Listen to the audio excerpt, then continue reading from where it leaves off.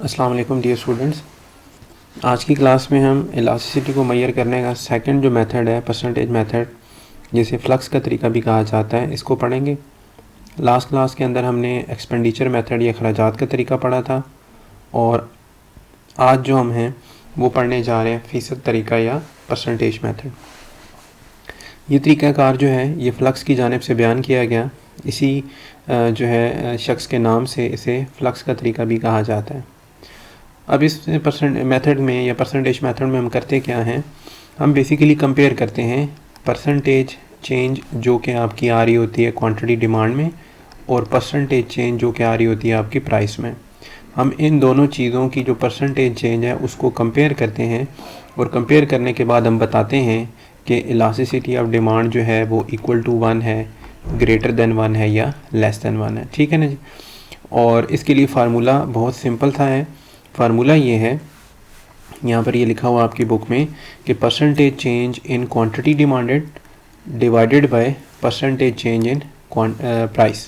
ठीक है, यानी तलब की लचक का फार्मूला सेकंड मेथड के तहत ये है, तलब में फ़ीसद तब्दीली कि कितने फ़ीसद तब्दीली आपकी तलब में आएगी, डिवाइडेड बाय कीमत में फ़ीसद तब्दीली कि कीमत में कितनी फ़ीसद तब्दीली आई है। तो हम इन दोनों परसेंटेजेस को जब आपस में कंपेयर करते हैं तो हमें जो है वो इलास्टिसिटी ऑफ डिमांड या तलब की लचक के बारे में पता चल जाता है कि वो 1 है, ग्रेटर देन 1 है या लेस देन 1 है। जैसे यहाँ उसने बताया है कि अगर कीमत और तलब में तब्दीली जो फ़ीसद तब्दीली है वो बराबर हो, मसलन कीमत में भी 10% इजाफा हो, तलब में 10% कमी आ जाए, तो क्या होगा। इस फार्मूले के हिसाब से हम देखें तो इलास्टिसिटी ऑफ डिमांड के लिए क्या कह रहा है, percentage change in quantity demand over percentage change in price.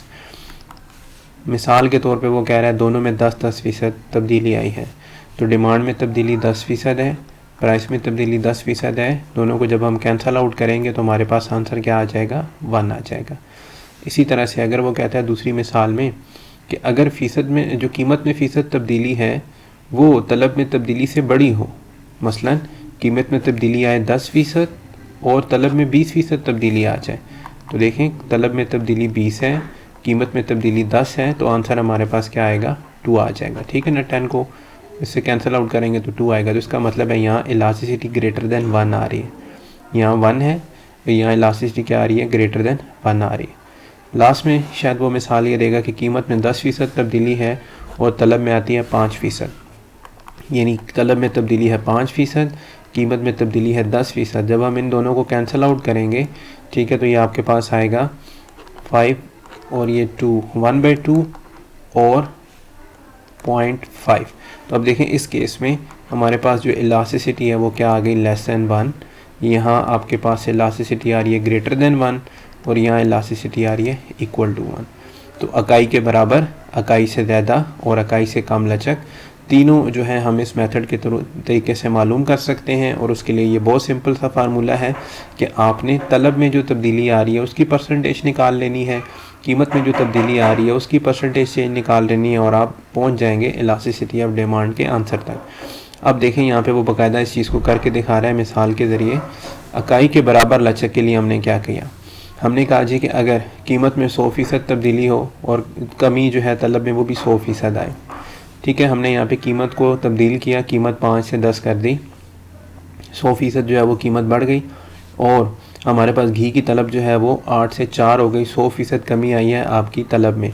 तो यहाँ पर उसी फार्मूले के तहत अगर हम देखें जो भी हमने ऊपर किया, तो आपके पास क्या होगा, elasticity of demand 100 divided by 100 करेंगे, आंसर 1 आ जाएगा। इसका मतलब ये होगा कि इलास्टिसिटी ऑफ डिमांड कितनी निकलेगी, 1। अब इस चीज़ को उसने नीचे डायग्राम में भी बताया है, यानी मसलन ये पॉइंट ए है, ठीक है, ये पॉइंट आपके पास बी है।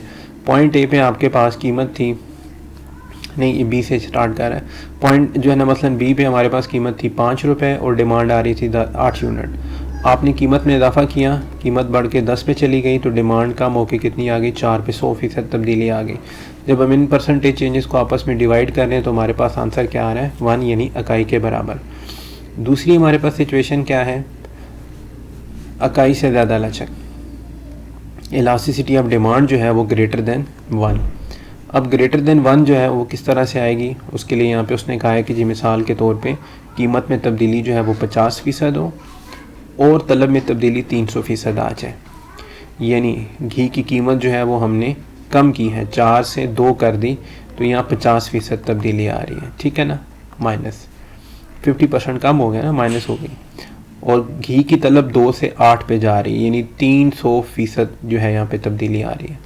अब अगर हम फार्मूले के मुताबिक चलें तो फार्मूला ये कहता है कि आप डिमांड की परसेंटेज ऊपर रखें, प्राइस की परसेंटेज नीचे रखें, और आपके पास जो आंसर है वो क्या आएगा जी, इसको हम कैंसिल आउट कर दें, 5 और ये 6 आ रहा है। इसका मतलब है इलास्टिसिटी ऑफ डिमांड क्या आ रही है, ग्रेटर देन 1, इकाई से ज़्यादा आ रही है, क्योंकि कीमत में तब्दीली जो है वो 50% है और तलब में तब्दीली आपके पास आ रही है कितनी, 300%। ओवरऑल आंसर आपके पास ग्रेटर देन 1 आ गया।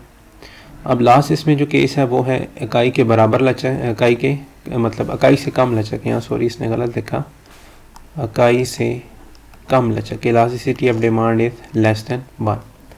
अब लेस देन 1 के लिए वो कह रहा है कि कीमत में तब्दीली आ रही है 300% और डिमांड में तब्दीली आ रही है सिर्फ 25%। आप कीमत को अच्छा खासा चेंज कर रहे हैं लेकिन तलब में तब्दीली जो है वो उस तरह से नहीं आ रही। तो अब हम जो है वो देखते हैं, तो कीमत में तब्दीली कैसे देखें, 2 से 8 हमने प्राइस में अच्छा खासा इजाफा किया है, 300% इजाफा, ठीक है। जबकि दूसरी साइड पे हमारी जो घी की तलब है वो 8 से 6 हुई है, कम हुई है थोड़ी सी, कितनी फ़ीसद कम हुई है, 25%। जब हम इन दोनों परसेंटेजेस को फार्मूले में रखेंगे, ठीक है, तो हमारे पास आंसर क्या आएगा, डिमांड है वो 25% से तब्दील हो रही है, कीमत जो है वो 300% से तब्दील हो रही है। जब हम इसको कैंसिल आउट करते हैं 5 आ जाएगा जी, यहाँ पे आ जाएगा 605 और यहाँ पे आ जाएगा जी 5 ही कम हो गया जी और 10 12 आ गया, ठीक है जी।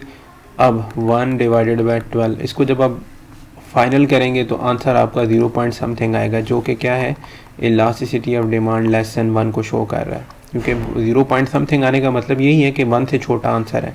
तो यहाँ पे लचक जो है वो इकाई से क्या हो गई, कम हो गई। अब इसमें डायग्राम के अंदर भी उसने ये चीज़ बताई है कि हमारे पास पहले जो प्राइस थी वो 2 रुपीज़ थी और उसके ऊपर डिमांड आ रही थी 8, ठीक है, ये मसलन पॉइंट ए था।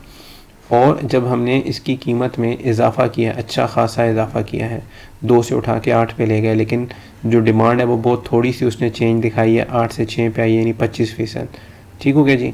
तो ये पॉइंट भी हमारे पास आ गया यहाँ पर। तो यहाँ देखें हमारे पास प्राइस की जो चेंज है वो 300% है, जबकि जो डिमांड की चेंज है वो सिर्फ 25% है। इसलिए हम कह रहे हैं कि यहाँ हमारे पास इलास्टिसिटी ऑफ डिमांड जो है वो इकाई से कम है, ठीक है, या लेस देन 1 आंसर आ रहा है।